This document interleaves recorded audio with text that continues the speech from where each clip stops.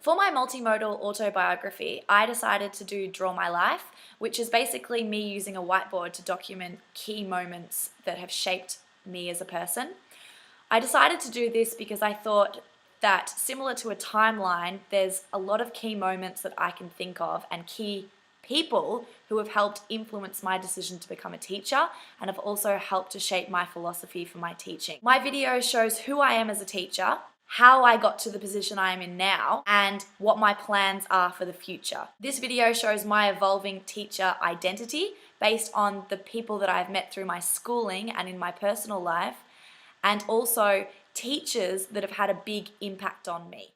Hi, my name is Emma Lockwood. This is my multimodal autobiography for assignment 2 for entering the profession. I'm 24 years old and am about to graduate from university in 3 weeks' time. This is a look at things that have shaped my teaching philosophy and made me the teacher I am today. I guess I'll start at the very beginning then. It all started on Monday the 9th of July when I was born in the Mornington Bush Hospital. I was the first child for my mum Linda and dad Phil, and I was a welcomed addition to the family as they had been trying to have me for a long time. I came out with a head full of dark black hair, so much so that I had my first haircut at 3 months old. I don't have any siblings, so it's always just been the 3 of us. This is important as my love of children didn't come from having any siblings of my own.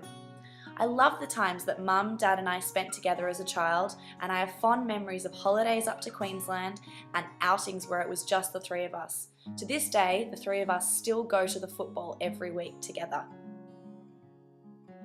Without realising it, teaching has always been something I was interested in.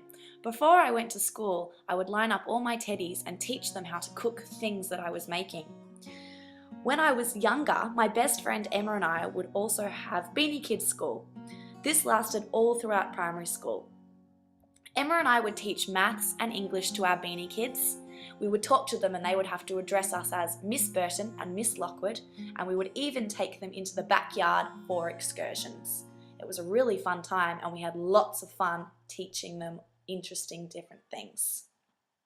The first big moment I can remember that started my way on the path to becoming a teacher was my first day of prep on the 31st of January 1996. I remember being extremely excited for school as I loved learning. So much so that as soon as I went to the classroom and met my teacher for the first time, I instantly let go of Mum and Dad's hand. Mount Eliza Primary was a great school and I have fond memories of all the people and in particular the teachers that I met there. One such teacher was my grade 2 teacher, Mrs. Ryan. I was so excited to have Mrs. Ryan as she was very creative.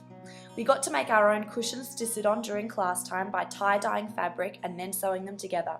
Mrs. Ryan also transformed our classroom when we were studying under the sea. She painted a whale on the back of the room and created a submarine and sunken ship where our desks were. This has always stayed with me and has since shaped my philosophy for creating an engaging working environment. Students work better when they are engaged and stimulated from their surroundings, as I was in grade 2. The next teacher I met who had an influence on me as a future teacher was my grade 3 teacher, Miss Smith. She was young and engaging, and she made it her aim to get to know each of her students. I felt like I really knew Miss Smith as well, and I liked that as because I knew her, I felt like she could help me learn better. I aim to get to know all my own students and for them to know me, as I believe it helps to establish respect in the classroom. A teacher that had a lasting impact on me for all the wrong reasons was my grade 4 teacher. She didn't know her timetables correctly and this put me behind in my learning for a long time. When I look back on my experience, it makes me feel determined to always be prepared for my lessons. I never want my students to fall behind due to my lack of preparation for lessons. It's important to always know what you're teaching to your students. In 2000, my life changed forever. Being the youngest in my entire family due to my cousins being a lot older than me, 2000 was the year that my second cousin started to be born. I was very apprehensive about this, but as soon as I met Ebony, who is like a sister to me now, I knew that I would love her forever. Since this time, at every family event, Father's Day, birthday, Christmases, I have looked after all my cousins. This started my connection with young children as I developed relationships and skills to interact with young children. Not only my cousins, but everywhere I seem to go, I always have conversations with children. During my time spent working at a Chinese restaurant in Mount Eliza, lots of little children always come up to me and talk about different things. I've learnt skills and ways to interact with them and ask them questions about themselves. I love my cousins and always put their needs above my own, similar to my students. Despite the great time that I had at Mount Eliza Primary School, I was a very shy person. I had no confidence, I hated public speaking, I couldn't go on school camps because I suffered from severe homesickness, and I didn't have that many friends. I would spend all my time watching football and reading books. Reading was something that my dad and I shared from when I was very young. Still to this day, reading is the only thing that can cheer me up if I'm feeling really stressed. During primary school, I read the Harry Potter series a total of 14 times. I would finish the 4th book and would instantly start the next one. So when I started at Toorak College in 2003, I was very excited for a new change. I loved my time at Toorak. I can remember coming home my first day and refusing to take off my school uniform because I loved it that much. Attending Toorak College changed my life. It gave me confidence and was a place that I met many inspirational women that changed my life. I also met a group of friends that have stayed with me for over 10 years now. This great group of friends that I've made have been my support system for over 10 years. Having no siblings of my own, my friends helped me to gain confidence and allowed for me to be myself.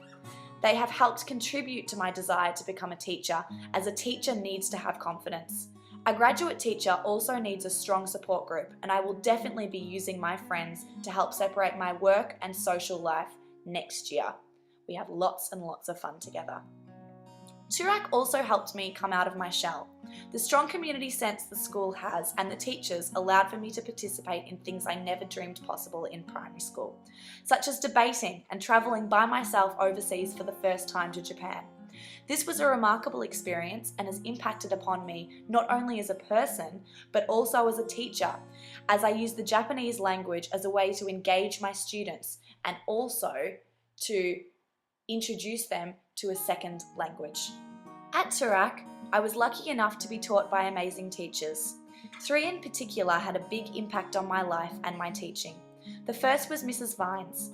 I had Mrs. Vines for Year 9 and Year 11 English. She used to come to class with only her purple whiteboard marker, as this was her favourite colour, and we would have intensive discussions during this time. It was amazing how she could engage us with only her words, and this is an important quality to have as a teacher. I can remember standing on tables in English as we acted out Romeo and Juliet. The second was Mrs. McKay. She was the head of VCE and was always there with her caring nature to calm us down when things got difficult or stressful during our final year. Mrs. McKay would always invite you into her office to have a cup of tea and would offer advice. She taught me it is important to show compassion and understanding to your students at all times. Mrs. McKay was always there with a smiling face every morning to greet us. I can't thank her enough for helping us through one of the most stressful years of our life. Sadly, Mrs. McKay and Mrs. Vines have since passed away. At both of their funerals, I took time to reflect on the impact that they had on my life. They taught me to always be an engaging, creative, and caring teacher. They are also women who I look up to, and they have inspired me to help change the lives of the young children that I teach, just like they did for me. Without realizing it at the time, they have not only shaped me into the teacher, but also the woman that I am today. The final teacher who inspired me was my Japanese teacher. I had Tsujimura Sensei for the first time in Year 8. Before I met her, I had plans to drop the subject the following year. How glad I am now that I didn't. She was a great teacher because she made lessons that were fun and engaging. Instead of writing at our desks, we did activities like kanji wars, where we had to sit in a circle and smack the right kanji card as hard as possible. Got a bit dangerous, but it was lots of fun. Suji would also come to class with bits of wood that she would chop in half for us with her hand. Japanese lessons were my favourite, and I want my students to look forward to class as much as I did. Despite being told constantly that I would make a good teacher from family and teachers, I didn't heed their advice, and in 2009 I went off to Monash University to study a Bachelor of Arts with the desire to transfer into law. I soon realised that this wasn't for me, as law wasn't creative enough for my personality. With this in mind, I decided to make a career out of my love of sport and majored in journalism. I loved studying journalism, and it has made me a better writer and has added to my creative thinking. However, again, I didn't really want to spend the rest of my life working in a newsroom. During 2010, I had glandular fever. I was lying on the couch one evening when a kindergarten was being interviewed on the news. It was at this exact moment that I had an epiphany of sorts, and I realised that what I should really be studying was education. I shouted to my mum with glee that I had finally found what I was meant to do in life. I applied to transfer into a double degree doing arts and education, and I was thrilled when I received the confirmation email saying that I had been accepted to study primary education. I couldn't wait to start uni the next year and continue on doing my journalism, but also start a new degree in what I finally wanted to do. So now I've come full circle.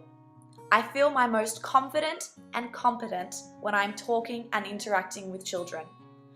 I'm able to put their needs above my own and create an interactive learning environment. There is nothing like the feeling I get when I explain something to a child and they understand the concept. It fills me with so much glee. In my teaching today, I readily use technology to engage my learners, but I also employ the techniques of my teachers before me by creating meaningful lessons that are student-centered. I know my students and I am compassionate to all of their needs. I love seeing student work displayed around the walls, and that will be a trait of my future classroom. Will I ever turn my classroom into an underwater world? We'll have to wait and see. As for the future, I have no idea where I'll be teaching next year, but I know that I am ready and confident to teach the children of the future, and I can't wait to put my values and philosophies into place. So there you have it. That's who I am as a teacher. I think that you can definitely see my philosophy embedded throughout this, how I learnt from Mrs. Ryan that it helps to also have an engaging classroom environment so children feel connected to the learning environment.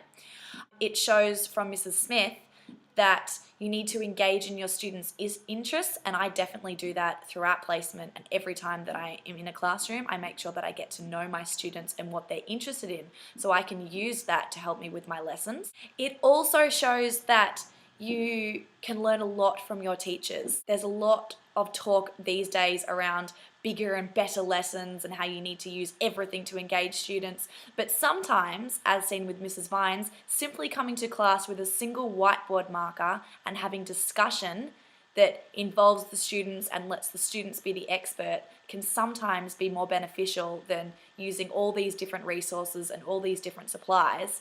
As long as it's meaningful for students, that's what it needs to be. I also show how I use ICT in my teaching philosophy and that my classroom will be really decorated. It shows as well that from these teachers that have impacted my life, I really want to be the best teacher that I can be. So hopefully that's exactly what I'll be.